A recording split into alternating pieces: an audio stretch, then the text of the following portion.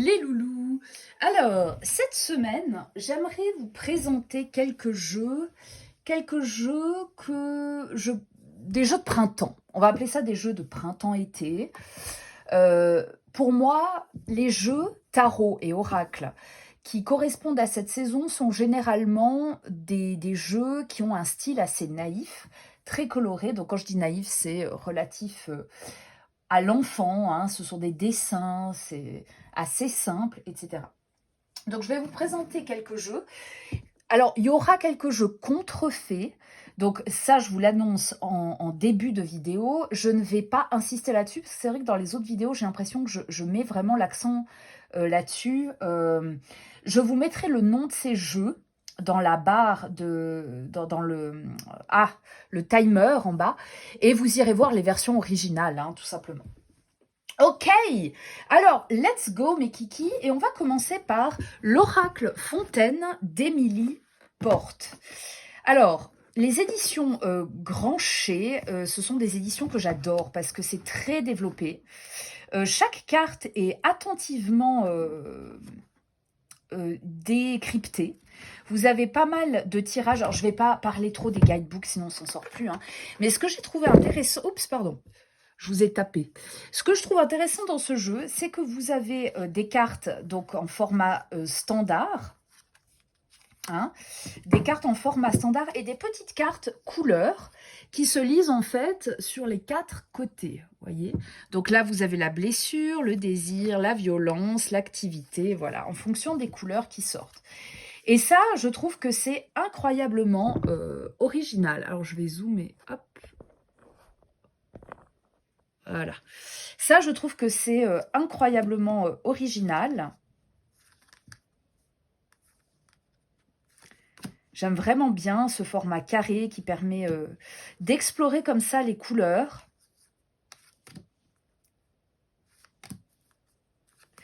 Et puis des cartes en format, des cartes, ouais, je dirais cartes tarot plutôt, mais format tarot qui se présentent comme ceci, tout simplement. Elles sont très belles, hein, elles sont très belles. Alors, on vous explique tout. Déjà, il y a parfois des cartes comme celle-ci qui se lisent à l'endroit ou à l'envers. Donc déjà, ça, c'est un truc, moi, dont je ne suis pas spécialement fan. Vous avez ici une lettre qui est évidemment exploitable. Donc, tout est expliqué dans le guidebook. On a un style un petit peu féerique. D'ailleurs, elle a fait un jeu sur le thème des contes que je n'ai pas acheté. J'hésite à l'acheter. Parce que tout simplement, je me rends compte que ce style... Pardon, hop. Eh bien, j'aime, mais il y a une différence entre être attiré par un jeu pour son style et ensuite l'utiliser. Et moi, je me rends compte que cet oracle, typiquement, je l'ai très peu utilisé. J'ai eu beaucoup de peine à l'utiliser. Voilà. C'est parfois un petit peu compliqué. Donc, je ne sais pas ce que je vais en faire. Je ne sais pas si je vais le vendre. Voilà, je suis un petit peu partagée là-dessus, hein. Voilà. Donc ça, c'est un jeu qui est plutôt pas mal pour cette saison de printemps. Donc c'est l'Oracle Fontaine d'Émilie Porte. Hop, voilà pour ce jeu. Après, les éditions Grancher sont vraiment des super éditions. Là, vous avez vraiment le matos pour travailler sur le jeu, hein. Ok. Ensuite, next, je l'ai classé dans cette catégorie, bien que ce soit plutôt un classique, c'est l'Oracle des miroirs de Dimitri d'Alphonse Duvril. L'Oracle des miroirs que tout le monde connaît, aux éditions Trajectoire, qui est une édition que j'adore également. J'aime bien parce que, bon là, elle est simple. On a des éditions Trajectoire plus complexes, hein. Là, c'est vraiment, voilà, il y a quelques mots-clés, des exemples de tirage, enfin, c'est très simple. Parce que, tout simplement, l'oracle des miroirs est un oracle très simple. Hop. Pour moi, bon, moi je l'utilise très peu, hein. L'oracle des miroirs, je suis pas spécialement fan parce que justement, le style coloré, le style un petit peu naïf comme ça, moi c'est pas ma came du tout. C'est pas trop mon délire. Après, il est facile à lire. Pour les débutants, c'est vraiment un oracle que l'on conseille facilement et c'est normal. Il est très complet, vous voyez, vous avez des domaines, vous avez pas mal de domaines qui sont abordés. Donc là, je passe un petit peu vite. L'ouverture.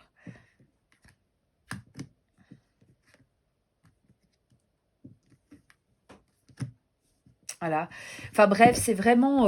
c'est un oracle qu'il faut avoir dans sa collection. Moi, j'ai acheté le coffret. Je vous dis franchement, enfin, j'ai acheté, non, je ne l'ai pas acheté. Je l'ai gagné parce qu'en fait, j'avais participé à une formation sur le tarot. Et comme j'avais déjà un tarot, je pouvais, pour le prix de la formation, choisir un autre jeu. Et j'ai choisi l'Oracle des Miroirs que je comptais acheter. Mais franchement, inutile d'acheter une version aussi imposante. Les petites versions proposées sur Amazon suffisent amplement. Ensuite, un oracle très récent, c'est l'oracle de Calypso. Alors, cet oracle-là, il n'est pas très cher, hein. Je crois qu'il est 19 €, ouais, 19,90 €. Et pourtant, la qualité des cartes est très bonne. Et puis, je trouve le petit livret assez original. On fait un petit peu d'humour, on présente les choses de manière différente. On peut les lire inversés, ça je trouve étrange. Pour moi, je vous explique un truc. J'ai de la peine avec le fait de lire les cartes inversées, sauf si les cartes sont lisibles. Là, pour moi, elle n'est pas lisible, inversée.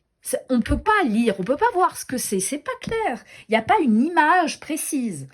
Donc, ça me perturbe. C'est pour ça que ces jeux d'oracle, qui sont pas faits pour une lecture inversée et qui proposent une lecture inversée, ces jeux-là, je ne comprends pas le délire. Ça, je pense, c'est un effet de mode, c'est très 21e siècle de lire les trucs à l'envers. Je sais pas. Enfin bref. Le petit livre, il est sympa. Je pense que on n'en a pas vraiment besoin en soi parce que tout est sur les cartes. De plus, le dos n'est pas réversible, donc voilà. Alors, vous avez sur les cartes le mot-clé, et là, vous avez d'autres petits mots qui peuvent servir à l'interprétation. Par exemple, pour l'aiguillage, on a le choix, le libre arbitre et la dualité. Vous avez ça sur toutes les cartes, ce que je trouve vraiment génial. Je trouve ça super. Je l'utilise également très très peu parce que je crois que ce qui me perturbe, c'est qu'il y a trop de mots-clés justement. Et pour moi, les mots-clés, ils ont tendance à nuire un peu à l'interprétation que je pourrais faire des cartes. Mais il est très beau. Alors, à part ça, franchement, moi, je le trouve vraiment pas mal. Je crois on le voit passer assez facilement.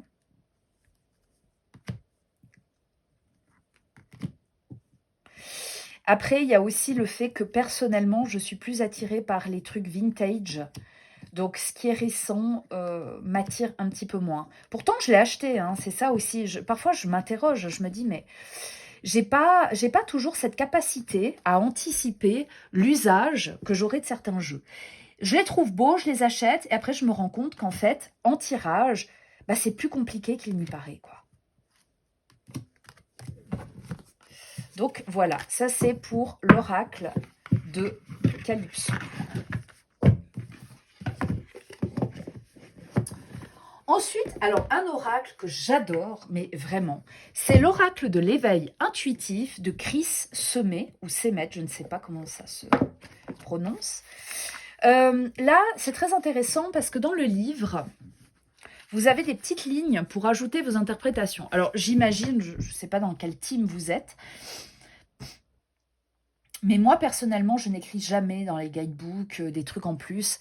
Généralement, si vraiment le livret pour moi est intéressant, où il y a vraiment des choses importantes, je vais le scanner et après, sur ma tablette, je vais travailler dessus.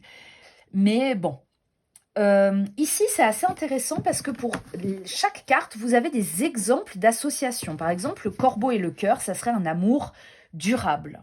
Bon. Pourquoi? Parce que les mots-clés du corbeau, c'est l'intelligence, la curiosité, le messager, l'intermédiaire, la fidélité. Bien qu'il ait mauvaise réputation, alors je vous lis le corbeau parce que j'adore le corbeau. Le corbeau est une excellente carte qui représente la fiabilité, les duos, les associations durables, l'engagement et la médiumnité. Dans un tirage, il indique que nous pourrons compter sur nos sens pour décrypter les situations et les événements. Pour une question d'ordre professionnel, il annonce une collaboration prometteuse et positive ou une rencontre avec une personne de confiance qui nous épaulera, etc. etc. Voilà, donc le livret est pas mal. Après, Chris Semet, il a parfois une manière d'interpréter qui, moi, me sort de ma zone de confort et avec laquelle parfois je n'adhère pas. Mais enfin, ça c'est comme tous les médiums, tous les cartomanciens, je vais plutôt dire ça comme ça. Parfois, ils proposent des interprétations avec lesquelles on n'est pas spécialement en accord, mais à nous voilà, de décider. Ça, c'est le dos de cartes. Et là, vous avez les cartes. Alors, je vous en montre quelques-unes. Vous voyez qu'il y a quand même un style très commun à chacune de ces cartes. Vous avez en arrière-fond toujours ces espèces de petits halos blancs. Et ça, j'adore. Il y a une homogénéité dans ce jeu. Alors, celui-là, j'aime vraiment bien. Les cartes sont quand même assez épaisses. Donc, quand j'ai acheté le jeu, les coins étaient déjà un petit peu cornés. Ça, c'est le désavantage d'avoir un carton épais, je dirais. Enfin, moi, je trouve qu'il est épais. Après, je sais pas. Je connais pas trop le cardstock de base. Je sais pas quel est le meilleur cardstock possible. C'est comme ça qu'on dit. Hein. Parce que j'utilise des mots, mais je suis pas sûre que je les utilise bien. Regarde-moi cette roue du destin. Elle est magnifique. Le corbeau. L'air. Non, mais c'est génial. Là, vous avez beaucoup, vous voyez, vous avez des références, alors, qui nous rappellent le Petit Lenormand, qui nous rappellent le tarot. Vous avez aussi, je crois, ouais, vous voyez là, l'ermite, par exemple, la tour, hein, Petit Lenormand, la coupe, ça on connaît. Le serpent à nouveau. Enfin, vous avez des références aussi au temps, voilà, à la météo, je dirais. Des références religieuses. L'aigle, qui représente Luc, je crois, si je ne me trompe pas. Oula, j'ai un doute. Attendez, parce que je ne peux pas rester sur un doute.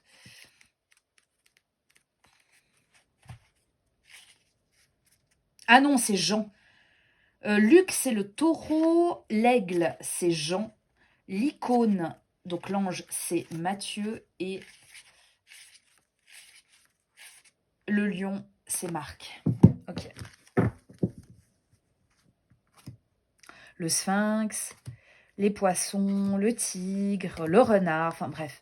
Vous voyez, il y a énormément de références. Moi, j'adore ça. Vraiment, j'adore quand on a autant de symboles réunis. Vous avez aussi le carreau qui est représenté. Enfin bref, je suis fan. Je ne l'utilise pas beaucoup. Je vais le sortir, je pense, un peu plus pour le printemps parce que c'est un jeu qui mérite vraiment d'être utilisé.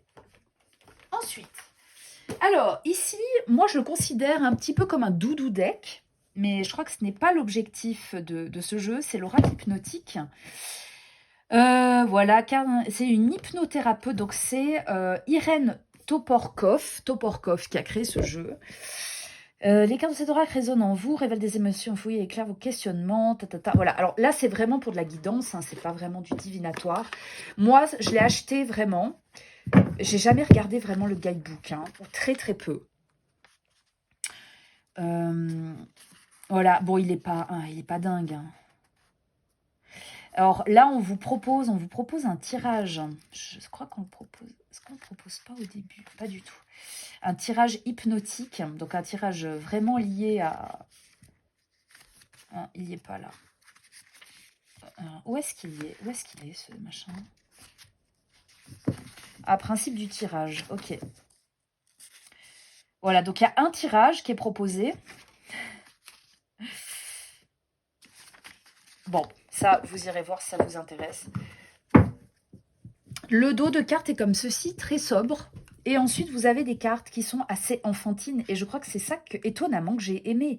Moi qui aime le vintage, non mais n'importe quoi. Eh bien, ce jeu-là, il m'a un peu surpris. En fait, il y a quand même un côté très coloré et homogène. Vous voyez que vous avez derrière chaque carte une sorte de tourbillon de couleurs. Et moi, c'est ça que j'aime en fait. J'adore ça. J'adore ça. Les cartes, je les trouve très apaisantes. Extrêmement simples. C'est top. Mais à nouveau, je ne l'ai vraiment pas beaucoup utilisé parce que, voilà, il faut faire un travail spécifique hein, sur soi, je pense, pour les utiliser. Rien n'empêche de tirer une carte comme ça, d'adapter. Oh, c'est chou, petit pingouin.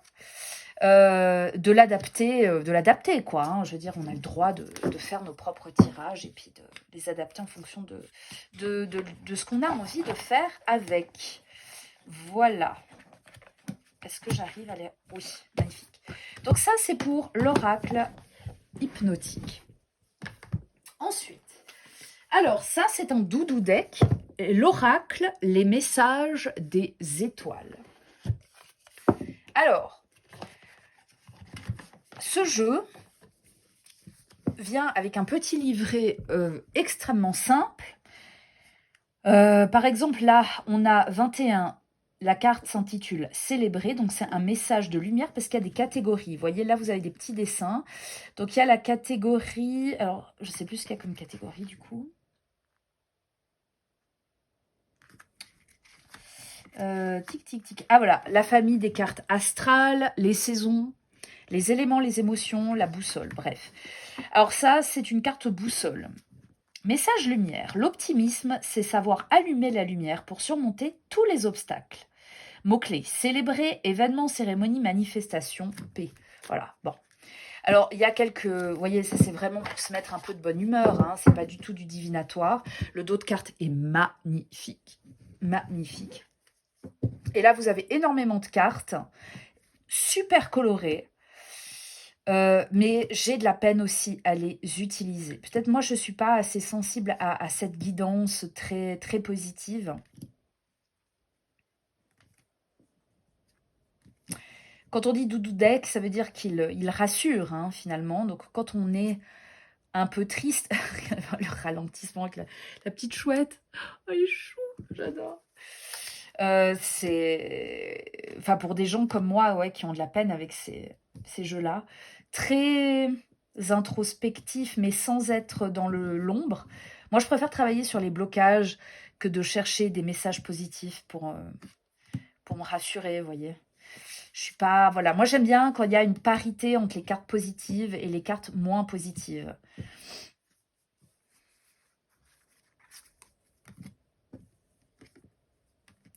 Bon, il est magnifique à part ça, hein, il est vraiment magnifique. C'est rafraîchissant, c'est sympa, c'est gentil, voilà. C'est vraiment un jeu très gentillé que je n'utilise pas et que j'ai pourtant dans ma cartothèque. L'oracle des messages de l'étoile. Ensuite, alors là, je vais faire la transition avec le petit Lenormand. Alors, le petit Lenormand, je vais faire une vidéo sur mes petits Lenormand. Mais, bon, ça, c'est les cartes que j'ai mises de côté, ouais. Mais celui-là, je trouvais qu'il allait bien pour le printemps, pour le côté naïf, et je le trouve hyper chou.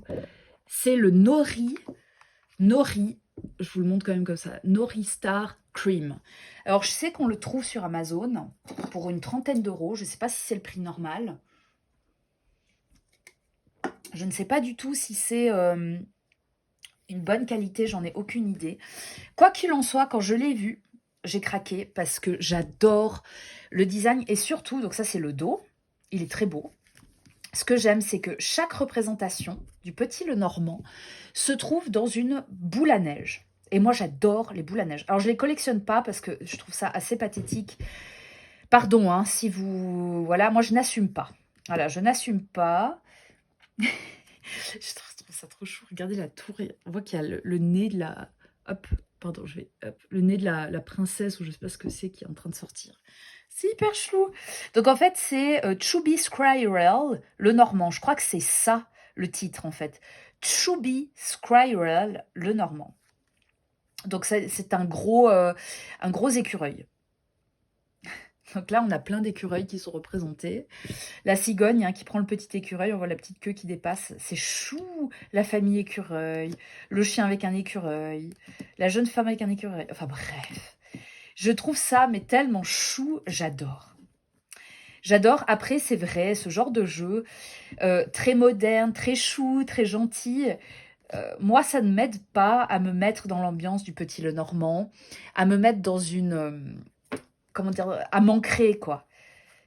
Moi, ça m'émeut, je trouve ça chou, mais voilà, je suis un peu... Parfois, j'ai un petit peu de la... J'ai de la peine à me concentrer, disons, sur... là-dessus. Alors, je redis, parce que je me suis trompée, le nom, je crois que c'est ça, c'est Chubby Squirrel Lenormand. Désolée pour mon accent pourri. On arrive maintenant au tarot et je vais commencer avec le Crystal Magic Tarot. Crystal Magic Tarot que j'ai très peu utilisé, que je trouve très beau. Donc la boîte en gros, elle ressemble à ça. Et là, vous avez un dos de cartes très correct, très bien. Vous avez ensuite les cartes. Alors je vous passe certains détails, parce qu'il faut aller vite. Et en fait, ce qui est génial, c'est que chaque carte, donc vous avez une scène avec le 8 de denier, le 8 de denier, je crois, ça représente le perfectionnisme. C'est intéressant qu'ils aient choisi un corbeau pour ça, parce que les corbeaux, ils sont incroyablement intelligents. Alors, moi, je ne pensais pas qu'ils étaient si intelligents que ça. J'ai vu des vidéos, effectivement, mais ils sont dingues. Ils sont absolument dingues. Bref. Et pour chaque carte, vous avez le nom d'une pierre qui est proposée. Ici, la zoïsite. Zoïsite. Hop. Voyez. Alors, je ne sais pas ce que c'est la zoïsite. Je vais voir s'il y a des cartes, s'il y a des pierres. Voilà. Le quartz. Le quartz. Donc là, vous avez l'as de bâton et vous avez le quartz. Voilà. Et vous voyez que ce quartz, en fait, on le voit à travers la pureté de la carte. Tout est très clair. Le quartz aura, ici aussi, on peut voir avec les petites couleurs. Le quartz aura, j'adore, c'est ça. C'est pas une pierre naturelle, c'est une pierre qui a été travaillée chimiquement, ce qui lui donne ce côté arc-en-ciel. Voilà la shungite, qui est une pierre noire. Ce qui est aussi intéressant, c'est que sur chaque carte, vous voyez, vous avez des petits dessins sur les côtés différents. Je pense que ça annonce un petit peu l'ambiance de la carte. Ouais, alors c'est ça en fait. Là, je viens de réaliser. Vous voyez, là, vous avez l'épée. Les épées, ce sont des petites ailes. Et en fait, vous allez retrouver ce motif sur toutes les cartes liées aux épées. Vous allez retrouver des poissons sur toutes les cartes liées aux coupes, etc., etc. Voilà. Donc, vraiment, il est très beau. Moi, je le trouve vraiment beau, ce jeu. Assez inspirant. Assez inspirant. J'aime bien cette idée d'utiliser des pierres. Alors, comme ce n'est pas une édition originale, je n'ai pas le guidebook et je serais assez curieuse de voir si dans l'édition originale, il y a un guidebook pour expliquer la valeur des pierres. Parce que moi, c'est ça qui m'intéresse, c'est vraiment la valeur des pierres. Qu'est-ce qu'elles signifient? Moi, je ne connais pas vraiment ça, ce monde-là, des pierres, la lithothérapie. Est-ce qu'il y a quelque chose qu'on peut faire avec les pierres? Voilà. Donc, vraiment, très beau jeu. Très beau jeu. Si vous êtes fan de lithothérapie, pourquoi ne pas se le procurer? Moi, je pense que c'est une bonne idée.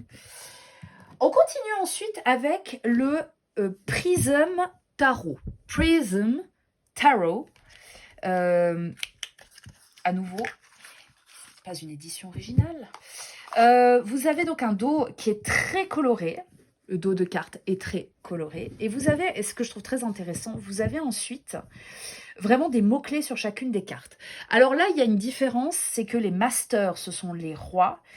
Les oracles, ce sont les reines. Les novices, ce sont les pages. Et apprentice, ce sont les cavaliers, si je ne me trompe pas. Donc là, vous voyez le 5 of raindrops, donc 5 d'eau, 5 de coupe, c'est la perte. Là, on retrouve vraiment des mots-clés sur chacune de ces cartes. Chaque enseigne est présentée à travers des couleurs. Par exemple, les gemmes, donc les pierres, représentent les deniers et vous avez une couleur verte pour ça. Cloud, ça représente les épées et c'est violet. Raindrops, ça représente les coupes et c'est en bleu. Et les atouts sont représentés à travers une sorte d'arc-en-ciel. Et ça, je trouve génial. Ça, j'aime beaucoup. J'aime bien. Je l'utilise pas ces temps. Mais voilà, novice, c'est ça. Novice, c'est celui qui touche du bout des doigts, quoi. Donc, c'est le valet. Voilà. J'aime bien.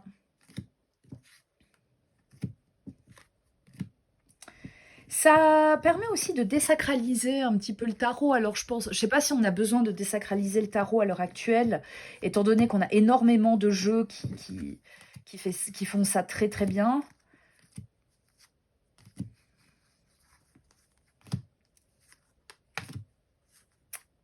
Mais voilà. Ah, la grande prêtresse.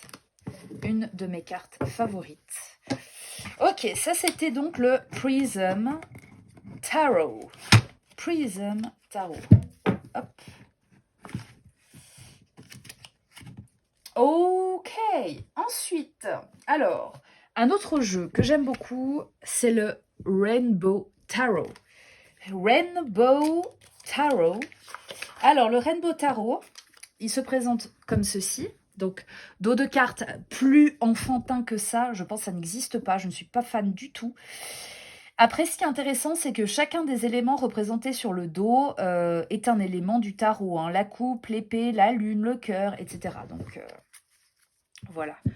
Là, vous avez vraiment des scènes, comme un Rider-Waite, colorées. Je ne crois pas qu'il y ait de couleurs spécifiques pour les coupes, etc.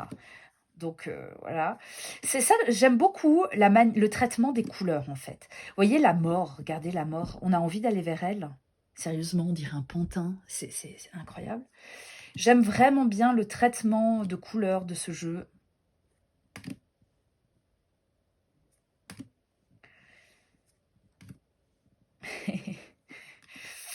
Il respecte vraiment bien le Rider-Waite, je trouve. Le diable aussi, franchement, il fait pas peur comme ça. Hein.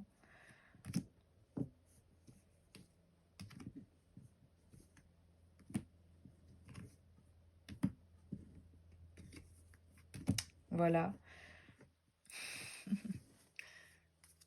Ah, la tour. Non, la tour, c'est la maison Dieu. Alors, c'est assez drôle, parce qu'en soi, c'est un Rider-Waite, mais on a quand même la maison Dieu au lieu de la tour. Tower. La papesse, ouais. C'est assez bizarre. Bref, voilà.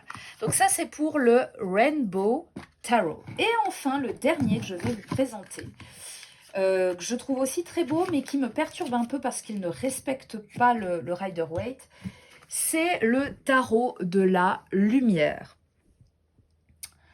Alors, je ne sais pas qui a créé ce jeu. C'est Aitor Saraibo. Aucune idée. Je crois que c'est ça, c'est marqué ça.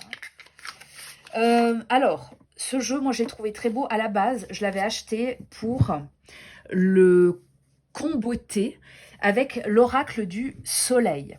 J'avais vu quelqu'un le faire dans une vidéo et j'avais trouvé ça génial, ça allait hyper bien. Et le truc, c'est que l'oracle du soleil ne m'a pas parlé, j'ai pas réussi à l'utiliser, du coup je l'ai vendu, ce qui fait que ce tarot, ben, il est là. Celui-là, j'ai pas envie de m'en défaire, même si parfois les cartes, je trouve, sont pas toujours très faciles à interpréter parce que ça ne respecte pas forcément le Rider-Waite.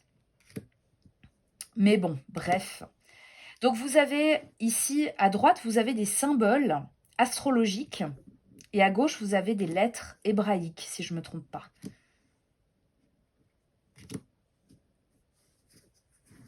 Oui, il est vraiment très joli. Hein. C'est... Ouais, je sais pas. Ouais, là dans le livret, il nous parle pas... Hélène Amri, ah non, c'est le contenu. Ouais, bon. Donc en gros, il ne nous parle pas de l'artiste. Je trouve ça dommage parce que là, ça en vaudrait la peine. Il y a un style. J'adore le style. Alors que je ne suis pas spécialement portée sur les dessins comme ça. Ben, j'aime bien. Regarde-moi ce gros soleil. Il est beau. Oh, magnifique.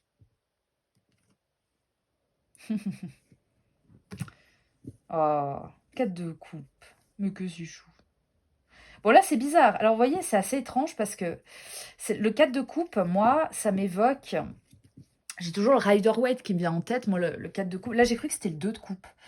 Après, j'ai vu que c'était le 4. Le 4, ça m'évoque quand même un peu de l'ennui. Et je ne vois pas cet ennui-là, ici. Je ressens plutôt de l'amour entre eux. Je sais pas. Après, on peut partir du principe qu'ils se font chier, et puis on le sait pas, hein, mais bon. Hop, 8 d'épée. Ouais, alors cette idée de... Voilà, d'être enfermé, pourquoi pas. Cavalier d'épée, bon, ça, pas de problème. 3 de coupe. 3 de coupe, là aussi, je comprends pas trop, là. Ça, c'est un sacré cœur. C'est quoi, le 3 de coupe? Ça serait la passion. Bon. Le 3 d'épée. Où est la tristesse ici?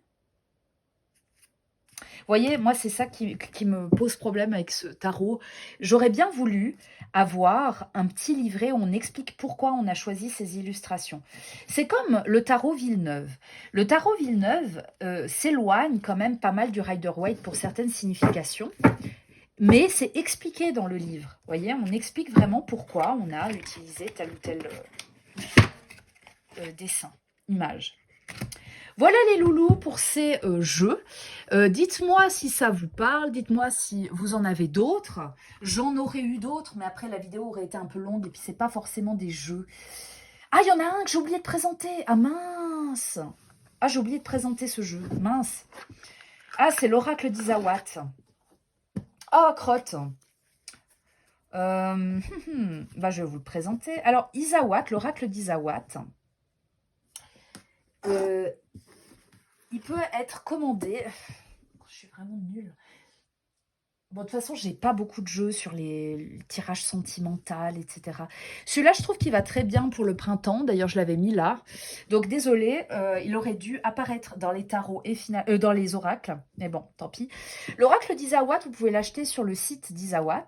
Je l'ai vraiment pas payé cher. J'habite en Suisse. J'ai pas eu de frais de livraison exorbitants, ni de frais de port exorbitants, ni de frais de douane. Chose rare. Alors, il vient dans un petit pochon rouge, mais je l'ai troqué contre une boîte parce que je n'aimais pas les pochons. Et puis, vous avez un petit guidebook qui est, voilà, qui est bien. Le jeu, il fait, je crois, passer 80 cartes. Attendez, je vais vérifier. Ah ben, on ne peut pas voir. Bon, c'est pas grave. Ouais, il n'y a pas de numéro dessus. Vous voyez le dos? C'est un oracle plutôt porté sur le sentimental. J'ai l'impression. Moi, je l'utilise surtout pour le sentimental. Je l'ai utilisé pour les guidances du mois de mars. Et au bout d'un moment, le problème, c'est que il y avait trop de... ça nous raconte vraiment des histoires abracadabrantesques, quoi. Mais bon, ça, c'est parce que j'ai fait un tirage à 9 cartes et puis c'était beaucoup trop, quoi. Tout simplement. Donc, les images, moi, j'adore. J'aime vraiment bien. C'est pas ce que je préfère, mais je trouve fantastique, en fait, d'avoir créé cet oracle, tout simplement. Il y a tellement de choses. Tellement de choses. On apprend certains trucs. Le Kundalini, par exemple, je ne sais pas si on va tomber dessus, mais typiquement, c'est une carte que je ne connaissais pas, le symbolisme du Kundalini. Et là, j'ai appris quelque chose. L'érable, ici, représente l'épuisement. Vous voyez, parce qu'on prend le suc de l'érable. Et c'est drôle parce que moi, j'aurais représenté ça par une chauve-souris. Vous voyez, le vampirisme. Voilà, bah, le Kundalini, vous voyez, moi, ça, j'avais aucune idée de ce que c'était. C'est quand j'ai commencé vraiment la cartomancie, la guidance et tout ça, que j'ai appris quand même pas mal de choses. Hein. Pas mal de choses. C'est un oracle qui est vraiment très très riche. Il y a beaucoup de trucs intéressants. Et le guidebook, il est quand même utile parce qu'il y a parfois des significations. Bah voilà, on dirait pas ça. Vous voyez, par exemple, le tango, Il y a l'idée d'aller pas à pas. Je sais plus ce qu'elle disait sur le tango. Je sais que j'avais eu des... L'hésitation, 3 pas en avant, 2 pas en arrière. Voilà, l'indécision avec le tango.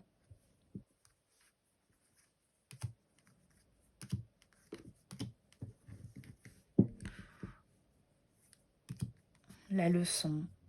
Oh, la corrida. Putain, ça c'est horrible. Pardon, excusez-moi. Oh mon Dieu, je déteste. Oh, cette carte, elle est horrible. Non, il y a vraiment beaucoup de trucs qui me parlent dans ce jeu. Voilà. Donc ça, c'est l'oracle d'Izawat par Izawat. Alors, n'hésitez pas à aller sur le site d'Izawat. Franchement, j'ai été tellement surprise en bien. Déjà, c'était pas très cher, honnêtement. Et puis, on a un oracle qui a de la gueule, quoi. Je veux dire, il est puissant, il a beaucoup de cartes. Je dis pas que tous les jeux doivent avoir beaucoup de cartes, mais ça fait quand même plaisir. Voilà les loulous. Cette fois, j'ai fini. N'hésitez pas à me dire ce que vous en pensez. Moi, je vous fais de gros bisous. N'hésitez pas à liker, à commenter, à vous abonner, à partager, tout ça. Et je vous fais de gros bisous. Mouah.